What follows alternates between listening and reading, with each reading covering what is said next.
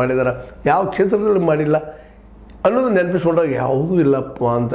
ನಾವು ಕನ್ನಡದಲ್ಲೇ ಶಿವರಾಮ ಕಾರಂತರಿಗೆ ಹೇಳ್ತೀವಿ, ಆಡು ಮುಟ್ಟದ ಗಿಡವಿಲ್ಲ, ಕಾರಂತರು ತಲುಪದ ಸಾಹಿತ್ಯ ಪ್ರಭೇದ ಇಲ್ಲಂತೆ.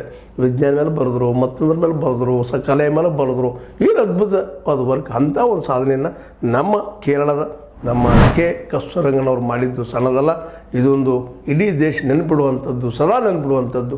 ಈ ಕೆಲಸ ಮಾಡಿದ ಕೆ ಕಸ್ತೂರಂಗನ ಕೇವಲ ಧನ್ಯವಾದ ಹೇಳಿ, ಇಲ್ಲಪ್ಪ ನೀವು ನಮ್ಮ ಮೇಲಕ್ಕೆ ಇದ್ದಿದ್ರಿ ಅಂತ ಹೇಳಿಬಿಟ್ರೆ ಅಲ್ಲ. ಇಡೀ ನಮ್ಮ ಭಾರತದ ಸಂಸ್ಕೃತಿಗೆ ಏನು ಕೊಡಬೇಕಾಗಿತ್ತು, ಅದೇ ಕಾಲಕ್ಕೆ ವಿಜ್ಞಾನಕ್ಕೆ ಏನು ಕೊಡಬೇಕಾಗಿತ್ತು, ತತ್ವಜ್ಞಾನಕ್ಕೆ ಏನು ಕೊಡಬೇಕಾಗಿತ್ತು, ಎಲ್ಲದಕ್ಕೂ ಒಂದು ಏನಪ್ಪ ಅಂತಂದ್ರೆ ನಿಶ್ಚಿತವಾದ ದಾರಿಯನ್ನು ತೋರಿಸಂಥ ವಿರಳರಲ್ಲಿ ವಿರಳರಂಥ ನಮ್ಮ ಹಿರಿಯರು, ನಮ್ಮ ಮಾರ್ಗದರ್ಶಕರು, ವಿಜ್ಞಾನಿಗಳು, ತತ್ವಜ್ಞಾನಿಗಳು ಈಗ ಇಲ್ಲ ಅನ್ನೋ ಒಂದು ನೋವನ್ನು ಬಿಟ್ಟರೆ ಅವ್ರು ನೀಡಿದ ಕೊಡುಗೆ ನೆನೆಸ್ಕೊಂಡಾಗ ನಾವು ನಮ್ಮ ಕಾಡನ್ನು ಉಳಿಸ್ಕೋಬೇಕಾಗಿದೆ, ನೀರನ್ನು ಉಳಿಸ್ಕೋಬೇಕಾಗಿದೆ, ಕಾಡಿನ ಜೊತೆಗೆ ಅಲ್ಲಿ ಖನಿಜಗಳನ್ನು ಉಳಿಸ್ಕೋಬೇಕಾಗಿದೆ, ಕಲ್ಲುಗಳನ್ನು ಉಳಿಸ್ಕೋಬೇಕಾಗಿದೆ, ಜೊತೆಗೆ ನಮ್ಮ ಬಾಹ್ಯಾಕಾಶ ಜ್ಞಾನದ ಬಗ್ಗೆ ಇನ್ನೂ ವಿಸ್ತಾರತೆಯನ್ನು ಪಡೆದುಕೊಳ್ಳುವಂಥ ವಿಜ್ಞಾನಗಳನ್ನು ಪಡ್ಕೋಬೇಕಾಗಿದೆ.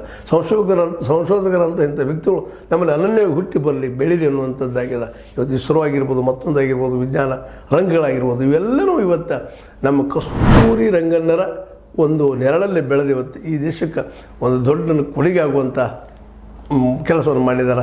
ಅಂಥವ್ರಿಗೆ ಇಲ್ಲ ಅನ್ನೋದು ನೆನಪಿಸ್ಕೊಳ್ತಾ, ಇಲ್ಲ ಅನ್ನೋಕ್ಕಿಂತ ಅವ್ರು ನಮ್ಮ ಜೊತೆಗಿದ್ದಾರೆ. ನಮ್ಮ ವಿಜ್ಞಾನವನ್ನು ಹೆಚ್ಚು ಮಾಡೋದ್ರ ಜೊತೆಗೆ ಮೂರ್ಖ ನಂಬಿಕೆಗಳನ್ನ ದೂರ ಸರಿಸೋದ್ರಲ್ಲೇ ಅವ್ರು ಸಾಕಷ್ಟು ಸಹಾಯ ಸಹಕಾರ ಮಾಡಿದ್ದಾರೆ.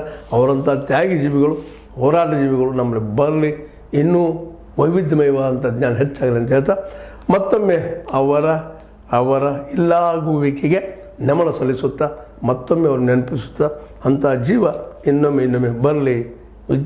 ತತ್ವಜ್ಞಾನಕ್ಕೆ ತತ್ವ ಹೇಳ್ತಾ ಕೊಡೋದಲ್ಲ, ಅದು ಜೀವನದಲ್ಲಿ ಅಳವಡಿಸಿಕೊಳ್ಳುವಂಥ ಕೆಲಸಗಳು ಸಹಿತ ಇವರು ಮಾಡಿದ್ದಾರೆ, ಅದು ಆಗಲಿ ಅಂತ ಹೇಳ್ತಾ, ಕೊನೆಯದಾಗಿ ಅವರಿಗೆ ಕೆ ಕಸ್ತೂರಂಗನವರಿಗೆ ವಂದನೆ ಸಲ್ಲಿಸ್ತಾ, S16 ನ್ಯೂಸ್ ಅರ್ಥಾತ್ ಹೇ ಸೀತಾರಾಮ್, ಇದು ಸತ್ಯದ ಕೈಗನ್ನಡಿ. ವಂದನೆಗಳು.